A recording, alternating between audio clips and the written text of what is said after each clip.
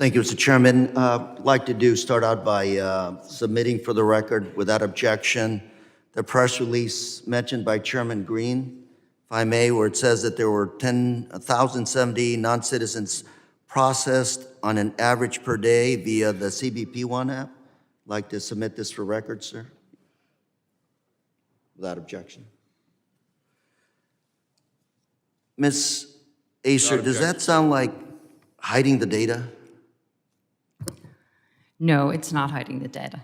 I want to show you a quote by Secretary Nielsen, if I may.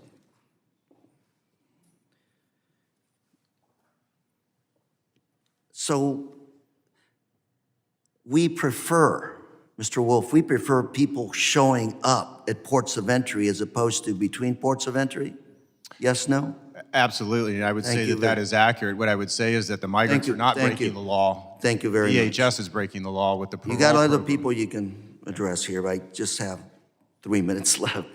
Ms. Acer, is it legal to come to ports of entry? Absolutely.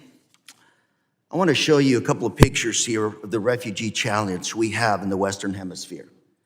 Tell you, the U.S. is not number one. You've got other countries that have it even worse than we do right now, trying to address this human challenge the world is facing.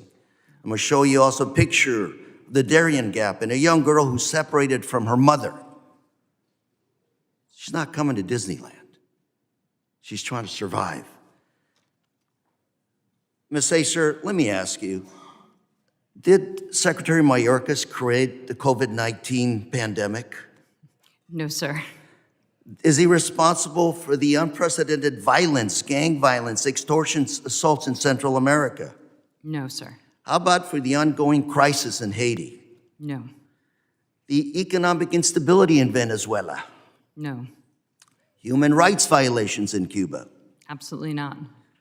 Responsible for repression, poverty in Nicaragua? No. Instability in Peru? Nope. Central American economic crisis? No, sir. China's economic challenges? Absolutely not. Russian-Ukrainian war and the ensuing refugees from Ukraine and Russia? No, sir. African economic instability and food shortages? No.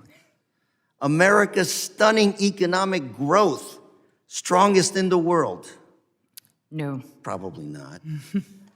America's low unemployment rate? No. America's insatiable demand for workers, with or without documents? No. Responsible for the private sector, farmers, ranchers, hiring of undocumented workers? No, sir. Let's just clarify, Ms. Acer. Is asylum legal? Yes.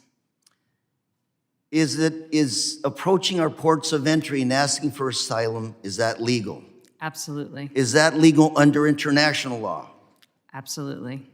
Thank you very much. I just want to add, the majority party here voted to end the COVID-19 healthcare emergency.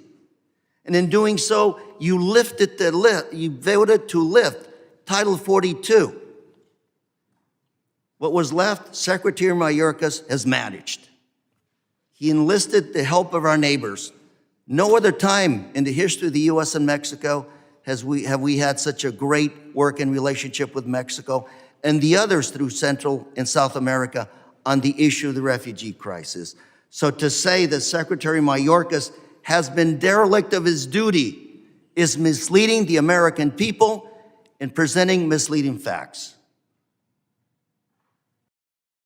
Ms. Acer, is Mr. Mayorkas lying to the American people? No, sir, I don't believe, to my knowledge, though I do disagree with him on his asylum ban. I think he is absolutely wrong. I would probably disagree with him on that as well.